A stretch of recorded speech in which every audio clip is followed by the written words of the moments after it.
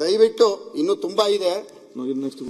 ಆದ್ರೂ ಮೊನ್ನೆ ಹೈದರಾಬಾದ್ ಮುಖ್ಯಮಂತ್ರಿ ಹೇಳ್ತಾರೆ, ಬೆಂಗಳೂರು ಕತೆ ಮುಗಿದೋಯ್ತು, ನಮ್ದೇನಿದ್ರು ಸಿಂಗಾಪುರ್ ಜೊತೆ ಫೈಟ್ ಅಂತ.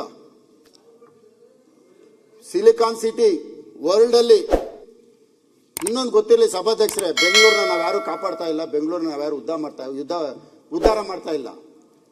ದೇವ್ರು ಕೊಟ್ಟಿರೋ ಪ್ರಕೃತಿ ನಮ್ಮನ್ನು ಉದ್ಧಾರ ಮಾಡಿರೋದು, ಇಲ್ಲಿನ ಹವಾಮಾನ ನಮ್ಮನ್ನು ಉದ್ಧಾರ ಮಾಡಿರೋದು, ಇಲ್ಲಿ ನಾವು ಬದುಕ್ತಾ ಇರೋದು ಇಲ್ಲಿನ ಹವಾಮಾನದಿಂದ. ಅಂತ ದೇವ್ರು ಕೊಟ್ಟಿರೋ ಪ್ರಕೃತಿ ಮೇಲೆ ಸವಾರಿ ಮಾಡ್ತಾ ಇದ್ದೀವಿ.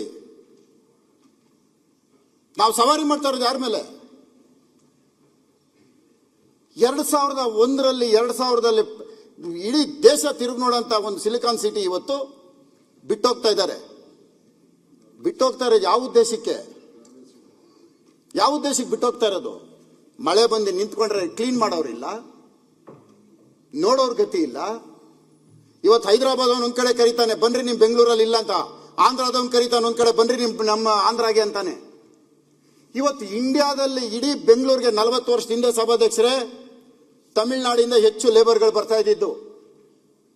ಇವತ್ತು ಇಂಡಿಯಾದಲ್ಲೇ ನಂಬರ್ 1 ಫಸ್ಟ್ ಪ್ಲೇಸ್ ಅಲ್ಲಿ ಇದೆ ಇಂಡಸ್ಟ್ರೀಸ್ ನಲ್ಲಿ ತಮಿಳುನಾಡು. ನಾವೇನಾಗಿದ್ದೀವಿ? ಇಂಡಿಯಾದಲ್ಲಿ ಫಸ್ಟ್ ಪ್ಲೇಸ್ ಯಾವ ಇಂಡಸ್ಟ್ರಿ ತಗೊಂಡ್ರು ತಮಿಳುನಾಡು. ಇರೋರ್ನ ನಾವು ಕಳ್ಕೊಳ್ತಾ ಇದ್ದೀವಿ,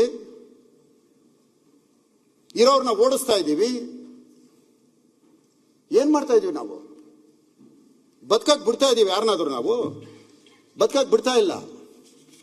ಬಿಲ್ಡರ್ಗಳು, ನಾನು ಭ್ರಷ್ಟಾಚಾರದ ಬಗ್ಗೆ ಮಾತಾಡಲ್ಲ, ಬಿಲ್ಡರ್ಗಳು ಯಾಕೆ ಕಮ್ಮಿ ಆದ್ರು ಅಂತ ಕೇಳಿದೆ ನಾನು. ಬೆಂಗಳೂರಲ್ಲಿ ಭ್ರಷ್ಟಾಚಾರ ಕಮ್ಮಿ ಆಗೋಯ್ತು, ಅದಕ್ಕೆ ನಾವು ಹೋಗ್ತಾ ಇದೀವಿ ಅಂತ. ಮೊದ್ಲು ಹೆಂಗಿತ್ತು ಅಂದ್ರೆ, ಇಲ್ಲ ಇವಾಗ ಬೇಡ ನಮ್ಗೆ. ಭವಿಷ್ಯದ ಬೆಂಗಳೂರು ಬಲ್ಲವ್ರು ಯಾರು? ಸಭಾಧ್ಯಕ್ಷರೇ, 2050ಕ್ಕೆ ಬೆಂಗಳೂರು ಜನಸಂಖ್ಯೆ ಗೊತ್ತಾ ಎಷ್ಟು?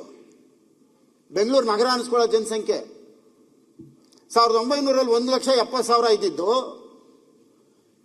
1900 ವಿಕ್ಟೋರಿಯಾ ಹಾಸ್ಪಿಟಲ್ ಕಟ್ಟಿದಾಗ ಬೆಂಗಳೂರು ಜನಸಂಖ್ಯೆ 1,70,000. ಇದು ಅಥೆಂಟಿಕ್ ಡಾಕ್ಯುಮೆಂಟ್ ನಾನು ಮಾತಾಡ್ತಾ ಇರೋದು. 2050ಕ್ಕೆ 3.5 ಕೋಟಿ ಬೆಂಗಳೂರು ಜನಸಂಖ್ಯೆ. 2050ಕ್ಕೆ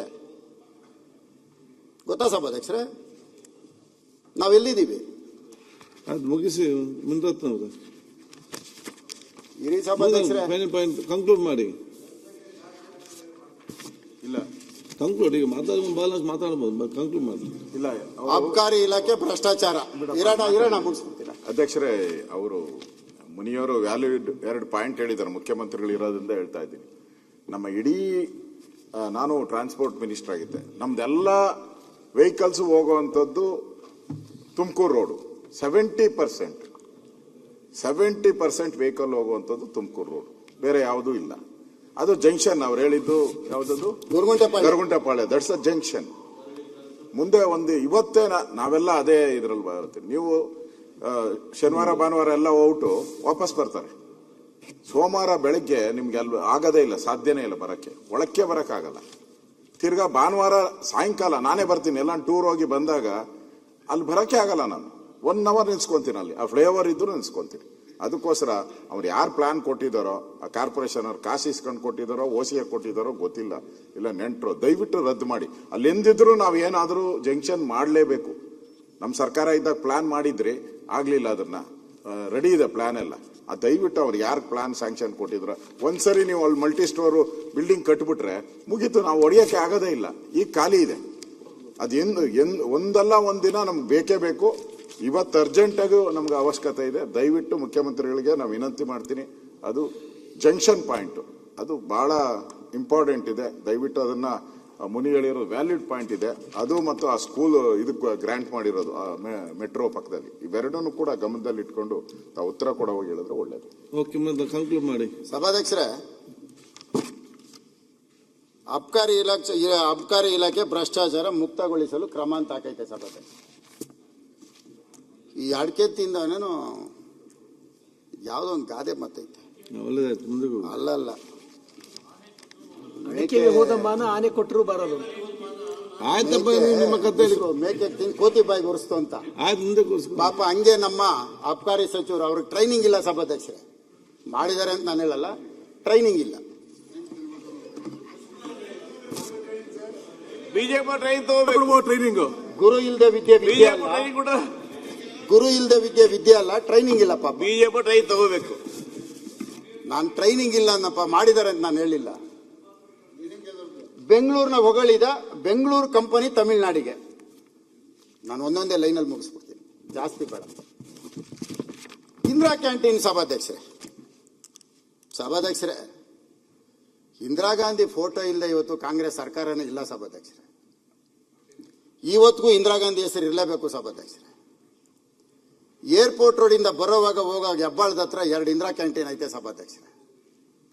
ಎಲ್ಲ ಕಾಂಗ್ರೆಸ್ ಶಾಸಕರಿಗೂ ಕೈ ಮುಗಿದು ಕೇಳ್ಕೊಂತೀನಿ, ನಿಮ್ಮ ಜೊತೆ ನಾನು ಬರ್ತೀನಿ, ಹೋಗಿದೆ 2 ಕ್ಯಾಂಟೀನಲ್ಲಿ ಊಟ ಮಾಡ್ಕೊಂಬರೋಣ, ಬರ್ತೀರಾ?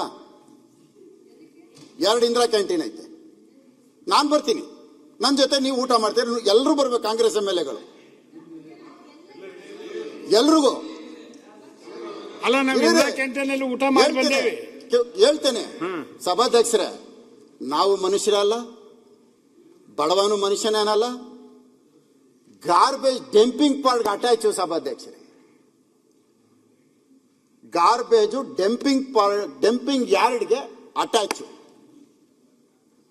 ಲೆಕ್ಕ ಹಾಕೊಳ್ಳಿ ಸಭಾಧ್ಯಕ್ಷರೇ. ಅದಕ್ಕೆ ನಾನು ಕರಿತಾ ಇರೋದು. ಊಟ ಚೆನ್ನಾಗಿಲ್ಲ ಅಂತ ಚೆನ್ನಾಗಿದೆ ಅಂತ ಕರಿತಾ ಇಲ್ಲ. ಇದಕ್ಕೆ ಯಾರು ಮಿನಿಸ್ಟ್ರು ಗೊತ್ತಾ ಸಭಾಧ್ಯಕ್ಷರೇ? ನಿನ್ನೆ ಹೋಲ್ಡಿಂಗ್ ಬೋರ್ಡ್ ತಂದ್ರಲ್ಲ, ಅವರೇ ಮಿನಿಸ್ಟ್ರು, ಬೇರೆ ಯಾರು ಅಲ್ಲ. ಅವ್ರ ಕ್ಷೇತ್ರ ಇದು. 2 ಕಡೆ ಸಭಾಧ್ಯಕ್ಷರೇ ಡಂಪಿಂಗ್ ಯಾರ್ಡು, ಸೆಗ್ರಿಗೇಷನ್ ಪಾಯಿಂಟ್. ಇಲ್ಲಿ ಊಟ ಮಾಡಬೇಕು, ಅಲ್ಲ ಸೆಗ್ರಿಗೇಷನ್ ಪಾಯಿಂಟ್ ವಾಸನೆ. ಲಾರಿಗಳು ಲೈನಾಗಿ ನಿಂತವೆ, ಆಟೋ ರಿಕ್ಷಾಗಳು ಲೈನಾಗಿ ನಿಂತವೆ. ಒಂದು ನೊಣ ಬಂದ್ರೆ ಹಿಂಗ್ ಓಡಿಸ್ತೀವಿ, 100 ನೊಣ ಹೆಂಗ್ ಓಡಿಸೋದು ಸಭಾಧ್ಯಕ್ಷರೇ? ಲೇಟೆಸ್ಟ್ ಹಾಗೂ ಇಂಟ್ರೆಸ್ಟಿಂಗ್ ಸುದ್ದಿಗಳಿಗಾಗಿ ಬಾಸ್ ಟಿವಿ ಕನ್ನಡ ಚಾನೆಲ್ನ ಸಬ್ಸ್ಕ್ರೈಬ್ ಮಾಡಿ. ಹಾಗೆಯೇ ಬೆಲ್ ಐಕಾನ್ ಪ್ರೆಸ್ ಮಾಡಿ. ಇದರ ಜೊತೆಗೆ ಫೇಸ್ಬುಕ್, ಇನ್ಸ್ಟಾಗ್ರಾಮ್, ಎಕ್ಸ್ ನಲ್ಲೂ ಮಿಸ್ ಮಾಡದೆ ಫಾಲೋ ಮಾಡಿ.